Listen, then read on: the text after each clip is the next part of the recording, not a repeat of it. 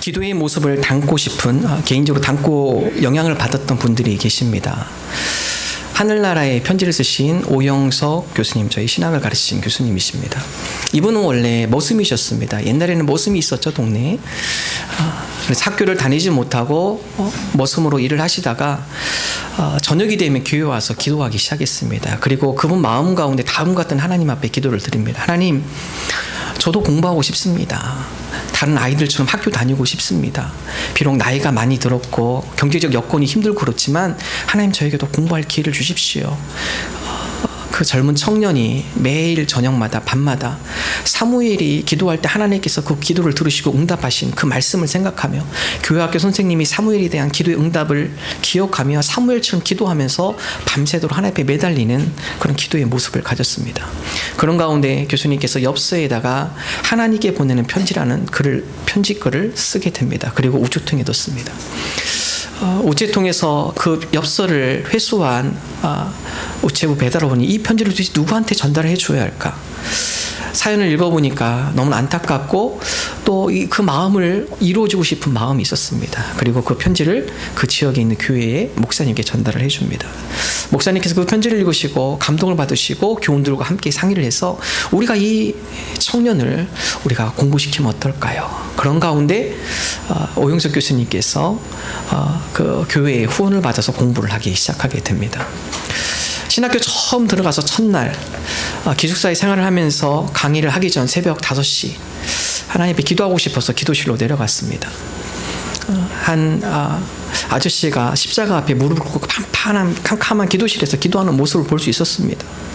뒤에서 벗기 때문에 무릎 꿇고 기도하는 그 가운데 그분의 양말을 볼 수 있었습니다. 제일 먼저 들어온 곳이 양말이었어요. 양말을 보니까 구멍이 펑펑 뚫린 양말을 신고 기도하시는 모습. 그러나 그 모습이 너무나 경건해 보였습니다. 저분이 도대체 누구일까? 개인적 생각으로는 기숙사이기 때문에 이곳을 지키시는 어떤 관리하는 아저씨이겠지. 그리고서 불을 켜고 보통 신학교에는 경건회 할 때 시편 말씀을 읽고 서로 돌아가면서 서로 묵상한 말씀을 나누는 시간을 갖습니다. 비로소 불을 켜며 동그랗게 신학생과 그리고 교수님 앉았을 때 그분이 바로 오영석 교수님이라는 것을 그때 제가 알게 됐습니다. 그분의 모습을 보면서 아직도 신학을 이론으로 가르치는 것이 아니라 삶으로 가르쳐 주시는 교수님의 모습이 아직도 제 기억에 선명하게 기억되고 있습니다. 두 번째로는 저희 대학원 때 저희 영성을 지도해 주신 박찬선 목사님, 지금 케냐의 선교사님으로 계시죠. 그 선교사님 역시 새벽 5시면 어김없이 비가 오나 눈이 오나 기도실에서 주님 앞에 기도하는 그 모습, 변치 않는 기도의 모습, 그 모습을 보면서 목회자는 저렇게 하나님 앞에 기도하는 모습으로 나아가야 하는구나. 삶으로서 기도의 모습을 보여주신 그러한 또한 목회자 선교사님이셨습니다. 세 번째로는 저희 부모님 목회하십니다. 새벽 3시 반이면 영락없이 일어나셔서 기도실에 예배실에 가셔서 새벽 예배를 준비하며 7시까지 하루에 3시간 4시간 기도하시는 부모님의 모습. 목회라는 것은 무릎으로 한다라는 것을 몸소 가르쳐 주신 기도의 모습. 오늘 말씀 예수님께서 제자들에게 기도를 가르치십니다. 특별히 예수님께서 제자들을 데리고 산으로 가십니다. 근데 오늘 성경 말씀에 보면 산으로 가신 그 이유가 제자들에게 기도를 가르쳐 주시기 위하여 제자들을 따로 데리고 산으로 가신 것을 오늘 말씀은 기록을 하고 있습니다. 성경 말씀을 읽다 보면 예수님께서 기도하시는 모습이 종종 나타납니다. 근데 그때의 기도의 모습은 한적한 곳, 예수님께서 많은 무리를 떠나서 홀로 한적한 곳, 새벽 미명에 조용한 곳에 기도하시는 모습들이 기록이 되어 있습니다. 마가복음 1장에도 예수님께서 하루의 일과를 시작하기 전 날이 밝기 전 새벽에 예수님께서 한적한 곳으로 나가서 기도하시더라. 마태복음에도 예수님께서 40일 금식 기도할 때 홀로 광야에 따라가서 기도하시더라. 예수님께서 사역하는 가운데 기도를 하시면서 홀로 보낸 시간이 많이 있었습니다. 그럼 오늘 말씀에는 예수님께서 혼자 기도하지 않으시고 제자들을 데리고 가신 것을 누가는 기록을 하고 있습니다.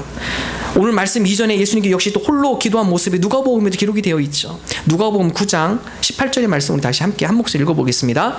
예수께서 따로 기도하실 때 제자들이 주와 함께 있더니 물어 이르시되 무리가 나를 누구라고 하느냐. 제자들에게 다음과 같은 궁금증을 가지고 예수님께서 따로 기도하실 때 혼자서 한적한 곳에 기도하고 계셨죠. 그러나 누가복음 9장 18절을 넘어서 28절의 말씀, 우리 오늘 읽은 말씀입니다. 다시 함께 한 목소리 읽겠습니다. 이 말씀을 하신 후 8일쯤 되어 예수께서 베드로와 요한과 야고보를 데리고 기도하러 산에 올라가사. 혼자 가지 않으셨습니다. 특별히 예수님 제자 중에 12제자 중에 수제자를 선택하셨다라는 것입니다. 여러분, 이들은 누구입니까? 앞으로 예수님께서 부활하신 이후에 초대교회의 지도자로서 초대교회 공동체를 책임질 수제자, 특별히 그 가운데서도 더 큰 책임감을 가지고 교회 공동체를 이루어 나가야 할 특별한 수제자였다라는 것입니다. 그 수제자들로 하여금 주님이 주신 사명을 감당케 하기 위해서 예수님께서 기도하지 않고서는 그 사명을 감당할 수 없음을 아시고 제자들에게 몸소 기도의 모습을 보여주시기 위하여 산으로 제자들을 데리고 나가신 것을 기록하고 있습니다. 산에 올라간 거 등산 가신 거 아니죠. 제자들로 교제하기 위해서 산에 가신 거 아니었습니다. 누가는 정확히 기록합니다. 기도하시러 베드로와 요한과 야고보를 데리고 기도하시러 산에 올라가시더라. 여러분, 기도 훈련입니다. 기도 이론이 아니라 실제입니다. 예수님께서 이틀간 산에 있으시면서 제자들에게 기도하는 모습을 보여주시죠. 물론 그 가운데 기도하면서 졸기도 했습니다. 그렇지만 이틀 가운데 예수님과 함께 산에서 기도하며 예수님께서 보여주신 영광의 모습, 그 가운데 얼굴이 변해지시고 옷에 광채가 나기 시작하고 희게 변화되면서 옷에 광채가 나기 시작하고, 그리고 하늘로부터 하늘의 음성이 들리며 이는 내 사랑하는 아들이다. 하나님의 음성을 듣고 베드로가 그 광경이 너무나 황홀하고 너무나 기쁘고 세상에서 볼 수 없는 기도의 영광을 보면서 주님, 우리가 이곳에 계속 머물고 싶습니다. 이 기도의 영광을 누리고 싶습니다. 주님과 함께 기도함으로 하늘에서 부어주시는 놀라운 신비한 은혜를 계속 맛보고 싶습니다. 이곳에서 초막 셋을 지으면 어떨까요? 그 기도의 영광 가운데, 감격 가운데 빠져있는 예수님의 수제자 3명. 여러분, 그렇습니다. 우리가 기도를 통해서 그런 영광을 맛보는 저와 여러분 되기를 주님의 이름으로 축원합니다.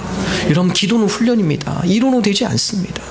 특별히 베드로, 요한, 야고보를 선택한 것, 그들로 하여금 그들의 사명을 감당하기 위해서 기도 없이는 안 될 것을 주님께서 아시기 때문에 몸소 기도의 모습을 보여주며 기도할 것을 예수님께서 가르쳐 주셨다는 것입니다. 여러분, 오늘 말씀에 보면 이 말씀을 하신 후 8일쯤, 이 말씀을 하시고 8일쯤 지난, 그러면 8일 전에 어떤 말씀을 하셨을까요?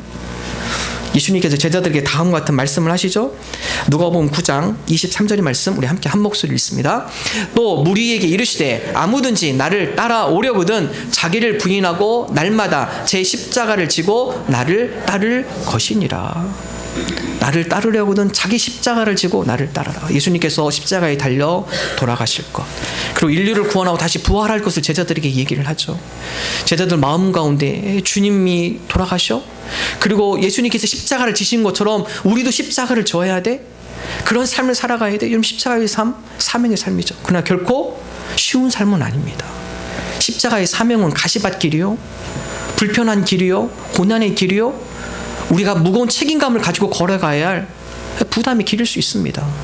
그런 가운데 그 사명을 감당하기 위해서 사람의 힘이 아니라 기도하지 않고서는 그 사명의 삶을 살아갈 수 없기에 예수님께서 몸소 기도의 모습을 보여주셨다는 것입니다. 여러분, 그렇습니다. 예수님께서 제자들에게 기도의 모습을 보여주신 것처럼 오늘도 우리로 하여금 기도하는 사람이 되기를 원하십니다. 여러분, 저수지에 가면 저수지 뚝에 물이 담겨져 있습니다. 근데 물이 뚝 위에 잘 담겨져 있는 저수지, 여러분, 그곳 저수지의 수문을 열면요, 그 문을 연과 동시에 그 속에 있는 수압 때문에 물이 철철철 흘러나옵니다. 그것을 막기가 무척 힘들죠. 그러나 여러분, 저수지가 있지만 그 가운데 물이 바닥난 저수지, 문 열어보세요. 물이 철철철 시냇물 흐르듯이 철철철 흘러나옵니다. 여러분, 기도도 마찬가지입니다. 우리 마음 가운데 기도의 마음이 담겨지신 분들, 입만 열면요, 기도 가운데 능력이 나타납니다. 그 가운데 기도하고 싶은 마음이 서로, 그 사람이 기도를 통해 기도하고 싶은 마음이 들 정도로 영향력을 주게 되는 것이죠. 예수님은 제자들로 하여금 예수님의 기도의 모습을 보며 제자들로 하여금 기도의 저수지, 예수님의 기도의 모습을 보면서 그 가운데 제자들로 하여금 기도하고 싶은 마음, 여러분, 우리는 누군가에게 영향을 주게 돼 있습니다. 오늘 저와 여러분이 기도의 저수지가 가득 채워져서 주님 우리로 하여금 능력의 기도자가 되게 하여 주시어서 우리 주변에 있는 사람들에게 마치 기도의 저수지가 가득 채워져서 그 저수지로 말미암아 물이 콸콸콸 흘러 넘치는 것처럼 그런 기도의 능력자, 기도의 영향력을 주는 사람이 되게 하여 주옵소서. 우리가 그러한 모습으로 고백하며 나가는 저와 여러분 되기를 주님의 이름으로 축원합니다. 그럴 때 여러분 우리가 어떤 누군가에게 영향을 줄 수 있습니다. 5만 번 응답받은 뮬러의 기도 비밀. 뮬러 예수님 시대 제재 이후 시대에 가장 많은 기도의 응답을 받은 기도의 사람, 그리고 다른 많은 사람들에게 기도의 저수지에 마음을 채워준 기도의 영향력, 조지 뮬러. 여러분 이분이 원래 처음부터 기도의 능력자가 아니었죠. 기도를 사모한 사람이 아니었습니다. 이분은 자기 아버지의 호주머니를 몰래 훔쳐서 돈을 빼어서 그 가운데 아버지를 속인 사람이었고 술로 여러 가지 방탕한 인생을 산 사람이었습니다. 그런 가운데 어느 한 친구가 뮬러에게 젊은 시절, 청소년 시절 다음과 같은 제안을 합니다. 내가 함께 참여하고 있는 기도의 모임이 있는데 너도 그 모임에 함께 와볼래?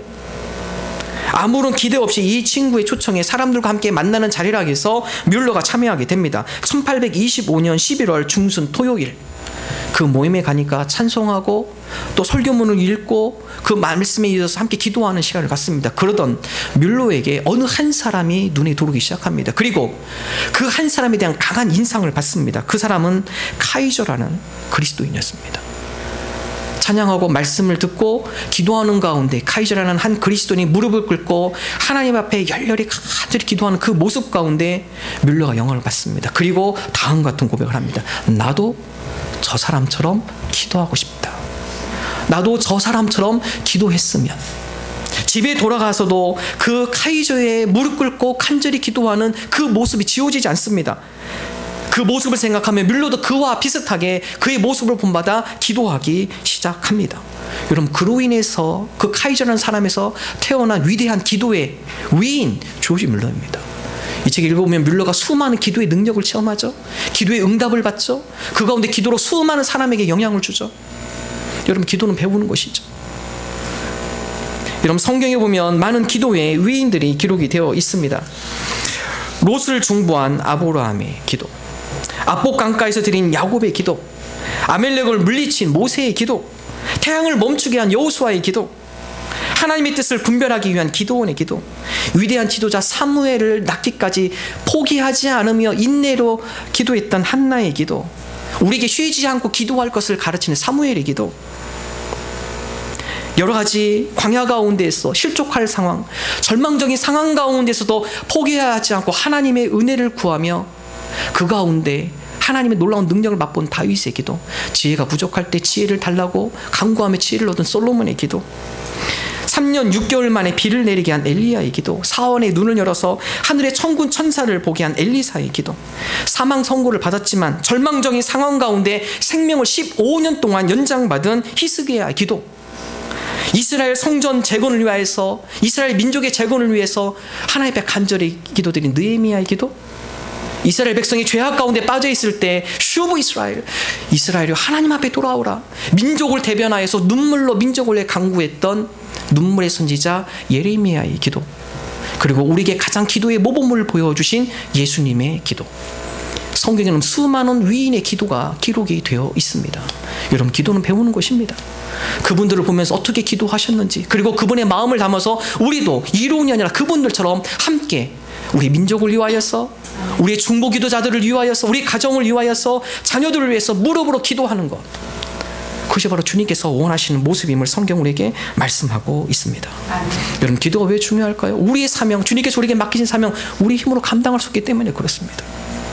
오늘 예수님께서 변화산에 제자들과 함께 기도하는 시간을 갖고 이틀 동안 제자들과 함께 더불어서 기도하는 그런 과정을 겪고 다시 산에서 내려오십니다. 내려오셨을 때 첫 번째 예수님께서 보여주신 것, 귀신 들린 한 아들을 고쳐주신 기적의 말씀이 기록이 되어 있습니다. 누가복음 9장 37절 이하에 보면 예수님께서 산에서, 변화산에서 제자들과 함께 이틀을 머무시고 마을로 내려오시죠. 근데 그 마을에 내려와 보니까 여러 가지 소동이 일어났습니다. 귀신 들리는 한 아들이 자기 아들의 아픔을 가지고 제자들에게 간구하죠.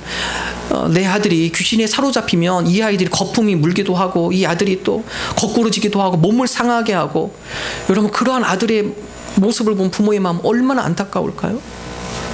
듣자 보니까 각 지방마다 예수님께서 돌아다니시면서 제자들과 더불어서 많은 환자를 고치시고 귀신 들린 자를 내쫓으신다 하셨는데, 오늘 이 내 아들도 예수님께 데려가면 고칠 수 있겠지.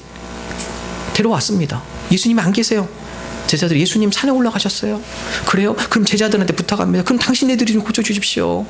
당신네들도 그런 능력이 있지 않습니까? 내 아들 좀 고쳐주십시오. 제자들이 해도 낫지가 않아요. 안 낫습니다. 그 이튿날 예수님이 내려오니까 그 아버지가 다시 예수님께 부탁합니다. 주님, 제가 제 아들을 좀 고쳐달라고 제자들에게 부탁했지만 제자들이 능히 이 일을 하지 못합니다. 주님, 내 아들을 불쌍히 여겨 주옵소서. 내 아들을 좀 고쳐주십시오. 예수님께서 제자들을 책망하시죠. 오늘 그 말씀이 누가복음 9장 41절의 말씀이죠. 우리 함께 한 목소리로 누가복음 9장 41절 말씀 함께 한 목소리 읽습니다. 예수께서 대답하여 이르시되 믿음이 없고 패역한 세대여, 내가 얼마나 너희와 함께 있으며 너희에게 참으리요, 내 아들을 이리로 데리고 오라 하시니. 제자들에게 하신 말씀이 무엇입니까? 이 아들을 고치지 못한 그 제자들을 하여금 예수님께서 다음과 같이 얘기합니다. 믿음이 없고 패역한 세대여. 그럼 누가는 이렇게 표현하겠지만 마가는 똑같은 기록 말씀을 하면서 이것을 좀 더 다른 관점으로 해석을 해냅니다. 마가복음 9장 29절 함께 한 목소리 읽습니다. 이르시되 기도 외에 다른 것으로는 이런 종류가 나갈 수 없느니라 하시니라. 제자들에게 똑같이 얘기합니다. 누가는 그것을 믿음의 관점으로 봤고 마가는 기도의 관점으로 봤습니다. 즉 믿음과 기도, 이것은 동떨어져 있는 것이라 하나라는 사실입니다. 믿음과 기도, 이것은 하나입니다. 예수님께서 말씀하십니다. 믿음이 없는 패역한 세대요. 누가복음 9장 1절에 보면 예수님께서 제자들에게 능력을 주십니다. 병 고치는 능력, 귀신을 제하는 능력을 주시죠. 누가복음 9장 1절이 그렇습니다. 근데 시간이 지나고 예수님께서 수제자를 데리고 산에 갔을 때 시간이 얼마 지나지 않았지만 그 가운데 그런 능력이 나타나지 않아요. 왜 그랬을까요? 마가는 기도하지 않았기 때문이라고 결론을 짓습니다. 그동안 기도할 때는 그런 능력이 나타났는데 기도하지 않은 예수님께서 잠시 떠난 사이 해이해지죠. 우리도 보스가 사라지면 좀 해이해지고 나태해지고 그럴 수 있죠. 예수님께서 잠시 산에 가셨을 때 그들의 마음이 해이해집니다. 기도의 줄을 놓습니다. 그런 가운데 믿음의 능력이 나타나지 않았다라는 사실입니다. 종종 어떤 분 그런 얘기를 합니다. 목사님, 제가 좀 믿음이 없어요.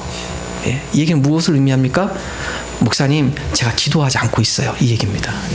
믿음이 없어요? 기도하지 않고 있다는 것입니다. 어떤 분이 신앙생활 경력이 오래됐어요. 그 가운데 믿음이 그 가운데 어느 정도 잘 쌓인 것 같아요. 그래서 어떻게 분별할 수 있을까요? 신앙 경력 오래돼도 기도하지 않으면 믿음이 없는 거예요. 신앙생활 아무리 오래돼도 그 가운데 기도하지 않으면 능력이 나타나지 않습니다. 믿음의 능력이 나타나지 않습니다. 즉 기도 없으면 믿음 없음입니다. 우리 가운데 굳건한 믿음, 견고한 믿음, 기도를 통해서 세워지게 되었다라는 사실입니다. 믿음이 없는 패역한 세대, 믿음이 없을 때 우리는 이 패역한 세대에 휩싸이게 되어 온 것이죠. 패역한 세대라는 것은 구부러진 세대를 의미합니다. 구부러진 세대 가운데 우리가 휩쓸려 가게 되어진다는 것입니다. 그러나 우리가 기도할 때 우리의 믿음이 견고히 세워져서 이 구부러진 세대 가운데 우리가 휩싸이지 않고 기도가 우리의 믿음의 방패가 되어주어서 구부러진 세대 가운데 우리가 온전히 세워질 수 있다는 말씀입니다. 지난주 저희 아이들과 함께 계곡을 다녀왔습니다. 대전에 가보면 수통골이라는 계곡이 있습니다. 저도 한 번도 안 가봐서 인터넷을 이렇게 찾아봤습니다. 찾아보니까 요즘 가물었죠. 많이 가물어서 인터넷 올린 거 보니까 계곡에 물이 별로 없더라고요. 그래서 이 계곡에 내려와서 이렇게 여기저기 건너갈 수 있겠구나 생각하고 가봤습니다. 근데 그 전날 비가 왔어요. 비가 오니까 물이 그냥 철철철철 흘러 넘칩니다. 계곡을 따라 조금 올라가면 징검다리가 있습니다. 물이 좀 가득 채워져 있고 징검다리가 있는데 징검다리를 한 칸 한 칸 건너가는데 저희 큰애가 건너가면서 많이 두려워하더라고요. 저도 보니까 이 물살에 한번 잘못 헛짚었다가는 물살에 밀려서 쭉 빠져 들어가겠더라고요. 이걸 보면서 우리 가운데 다 죄악의 골짜기가 있습니다. 어떤 누구도 다 죄악의 골짜기가 있습니다. 문제는 그 죄악의 골짜기에 정욕의 물결이 한번 치기 시작하면 다 떠내려가게 됩니다. 우리의 눈, 우리의 생각, 우리의 마음, 우리의 듣는 것, 우리의 오감을 통하여서 우리를 자극하는 여러 가지 정욕의 것들, 그 죄악의 골짜기에 그 정욕의 죄악의 모습들이 흘러가기 시작하면 그것을 막을 수 있는 힘이 없는 거예요. 예수님께서 뭐라고 말씀하시죠? 기도를 통해 우리가 믿음의 방패가 세워질 때 죄악의 골짜기가 있지만 그것이 우리에게 믿음의 방패가 되어서 여러 가지 정욕의 물결을 우리가 휩쓸어가지 않는다는 것이죠. 기도할 때 그런 믿음의 방패가 우리 가운데 생기게 되어지는 것입니다. 기도하지 않을 때요, 우리의 눈과 귀와 마음이요 정욕에 쏙 빠져들어갑니다. 한번 그것이 요동치기 시작하면 나도 모르게 그 정욕의 물결에 그냥 휩쓸어가는 것이죠. 기도하지 않을 때 이 패역한 세대여 표현하시죠. 믿음이 없는 패역한 세대여, 기도가 없을 때 이 패역한 세대에 살아갈 수밖에 없다는 것입니다. 우리에게 말씀을 함께 묵상하면서 주님, 우리로 하여금 기도하는 자, 믿음의 방패를 가지고 정욕의 물결 가운데 이 패역한 세대 가운데 휩쓸리지 않는 기도의 사람, 믿음의 사람 되게 하여 주옵소서. 우리가 이러한 모습으로 주님 앞에 나가는 저와 여러분 되기를 주님의 이름으로 축원합니다. 여러분, 기도는 배우는 것이에요. 특별히 기도가 식어지신 분들, 성경을 통해 많은 위대한 기도의 선지자들을 통해서 우리가 기도를 배우기를 원합니다. 특별히 저도 때로는 기도가 힘들고 또 메마를 때 많은 기도의 위인전을 읽습니다. 조지 밀러 읽어보십시오. 여러분 가슴이 뜨거워집니다. 아마 이거 읽어보시면 내일 기도 나오실 거예요. 내일부터. 예. 읽어보십시오. 기도하고 싶은 마음이 생겨요. 김남준 목사님 쓴 성화와 기도, 이 책도 좋습니다. 이에인 바운즈가 쓴 기도의 능력, 우리 북카페에 여러 기도에 관련된 책들이 있습니다. 여러분 그럴 때 기도의 마음, 기도의 저수지가 채워지기 시작합니다. 내가 기도해야지. 이분들이 이런 기도를 통해서 그런 하나님의 은혜를 누렸구나. 기도를 통해서 그들의 인생 가운데 이런 하나님의 놀라운 역사를 맛보았구나. 여러분 그것이 우리로 하여금 기도의 저수지를 채우게 됩니다. 기도하고 싶은 마음을 우리 마음 가운데 불러일으켜 준다는 것입니다. 한 가지 더 있습니다. 우리 중보기도팀 기도회가 좀 식으셨습니까? 주일 오전 9시 예배를 위한 중보기도팀 기도의 불거동에 한번 들어갔다 오십시오. 활활 타오를 겁니다. 기도의 젖은 장작들 한번 그 불구덩이에 들어오셔서 젖은 장작을 싹 말리시고 기도하는 분위기 가운데 같이 있을 때 기도의 열기가 붙게 되는 것이죠. 저희 교회에 우리 감사한 것은 기도의 열기를 가지신 분들이 많이 계십니다. 그분들 옆에 가면요 기도하고 싶어요. 그분들이 있으면요 기도의 불이 확 붙습니다.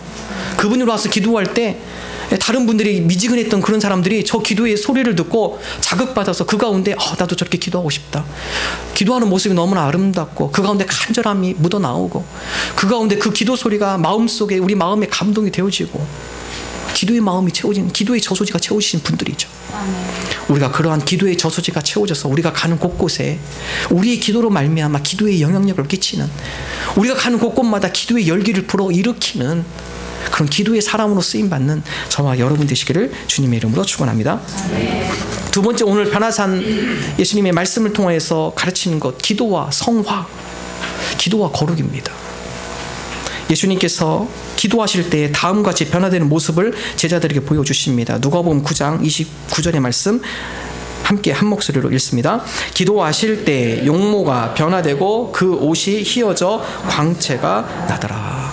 오늘 말씀에 오면 베드로, 요한, 야고보 그들을 데리고 산으로 가십니다. 그런데 특별히 그곳 가운데 보여주고 싶은 것이 있으셨어요. 다른 곳에서 보여주기 힘든 산에서 외딴 곳, 그곳 가운데 제자들에게, 수제자들에게 특별히 보여주시고 싶으셨던 것, 변화의 모습이죠. 그 가운데 예수님의 신성의 모습을 보여주십니다. 근데 그 신성의 모습이 언제 나타납니까? 오늘 말씀에 오면 기도하실 때입니다. 기도하실 때 용모가 변화되고 그 옷이 휘어져 광채가 나더라. 마태는 좀 더 구체적으로 표현합니다. 마태복음 17장 2절에 보면 용모를 예수님의 얼굴이 해와 같이 빛이 나더라. 얼굴이 해와 같이 빛이 나더라. 그리고 그 옷이 휘어져 광채가 나더라. 뭘 때요? 기도하실 때. 기도하실 때 주님께서 신적인 권능의 능력을 변화되는 모습을 하늘의 영광을 보여주신다는 것입니다. 여러분 이 말씀을 우리에게 좀 적용해 볼까요? 기도할 때 우리 가운데 거룩의 모습이 나타나게 되어 있습니다. 기도할 때 우리 마음 가운데 있는 근심과 염려가 사라지게 되어 있습니다. 그럼 사람의 얼굴 표정 어떤 분은 대략 한 400가지가 있다고 합니다. 근심의 표정. 그래서 얼굴은 마음의 거울이죠. 그 사람 마음 상태가 어떤가? 그 사람의 얼굴을 보면 그 마음을 어느 정도 읽을 수 있다는 것이죠. 근심의 얼굴, 근심의 마음이 있구나. 어두운 표정, 그 마음 그대 뭔가 걱정, 염려가 있구나. 마음의 거울 얼굴에서 나오죠. 오늘 말씀 예수님께서 얼굴이 해와 같이 빛나더라. 기도하실 때 여러 가지 근심, 걱정 그런 것들이 사라지고 기쁨으로 가득 채워지는 모습. 그래서 어떤 분은 바로 그것을 기도의 오아시스라고 표현합니다. 기도의 오아시스. 여러분 사막을 걸어갈 때 그거 가운데 힘들고 어려운 과정이죠. 그러나 그 가운데 오아시스를 발견할 때 그때의 기쁨, 그곳에서 평안을 누리고 그 가운데 안식을 누리고 그 오아시스를 통하여서 안정감을 되찾게 되고 평화함을 누리게 되는 오아시스. 기도의 삶도 마찬가지입니다. 인생 힘들고 어렵죠. 힘든 일 많이 있습니다. 걱정과 염려되는 일 많이 있어요. 그런데 기도의 오아시스를 맛보시는 분들 그들의 얼굴빛이 근심과 걱정이 사로잡힌 얼굴이 아닙니다. 그 가운데서도 평안과 기쁨을 누릴 수 있는 능력을 기도의 오아시스를 통해 맛보게 되어진다는 것입니다. 찬송가 우리 364장에 보면 우리 설교 같이 찬양할 텐데요. 이 찬송가를 작사하신 분 다음과 같은 믿음의 고백을 합니다. 내 기도하는 그 시간 그때가 가장 즐겁다. 이 세상 근심 걱정에 얽매인 나를 부르사. 여러분 이분의 고백이 다음과 같습니다. 내 기도하는 그 시간 그때가 가장 즐겁다. 이분 한번 만나보고 싶어요. 가장 인생의 즐거운 시간이 기도하는 시간이래요. 그때가 자기에게 가장 즐거운 시간이라고 합니다. 근심 걱정에 얽매인 그런 가운데서도 기도할 때 그 근심의 걱정, 염려의 걱정이 슬픔의 마음이 자기를 지배하지 못하는 기도를 통하여 큰 평안과 위로를 받는 시간, 바로 기도하는 그 시간 그때가 가장 즐거운 시간임을 고백합니다.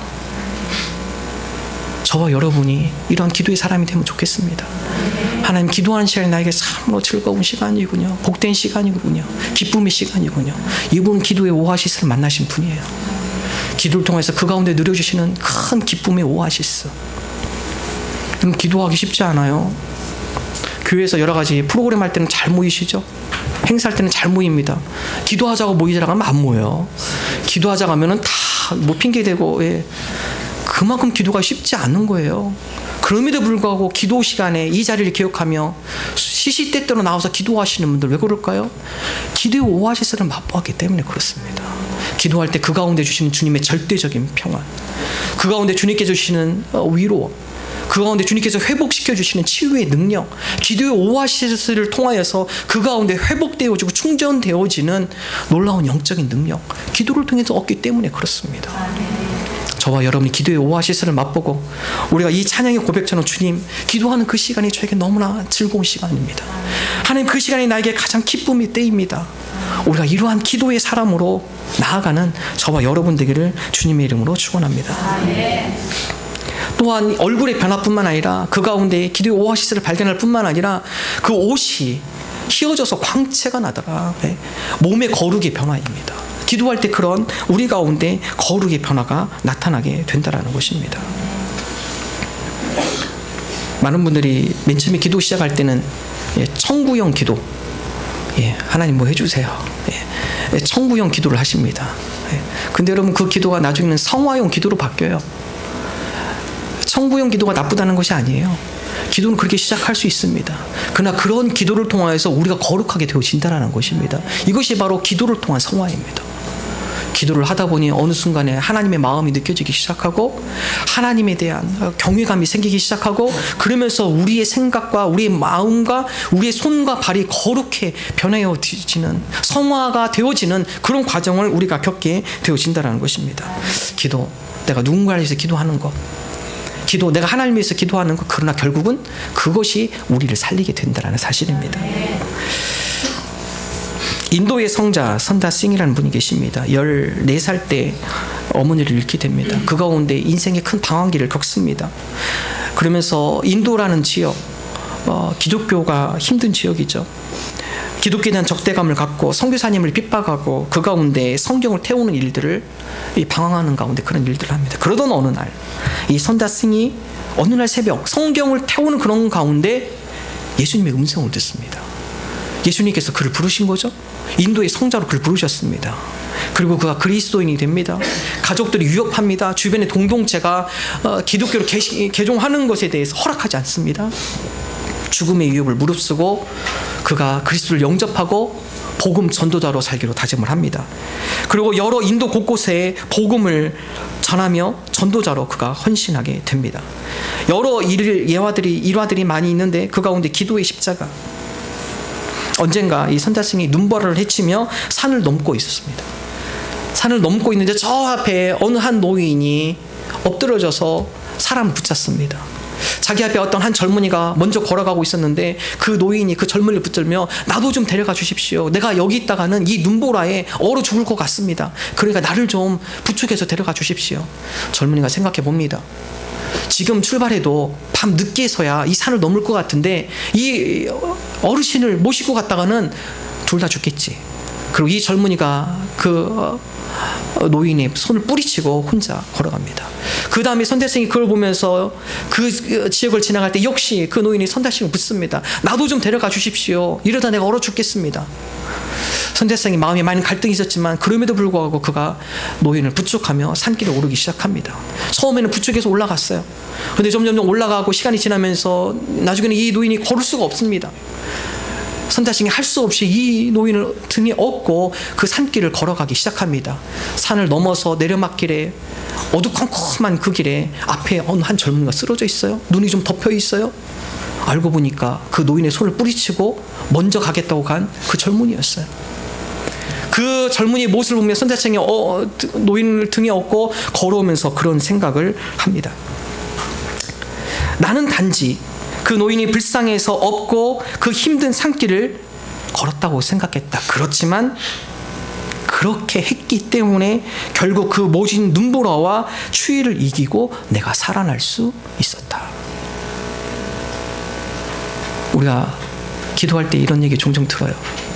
우리 중보기도팀이 여러분의 기도 제목 가지고 매주일 1시간 나오셔서 기도하시죠. 그분들이 그런 얘기 많이 합니다. 목사님, 제가 이분을 위해서 기도하는데 오히려 이분을 위해서 기도하는 게 나를 살리네요. 이분을 위해서 기도하다 보니까 내가 더 살아나요. 이분을 위해서 내가 기도하는데 나의 영혼이 더 새 힘을 얻습니다.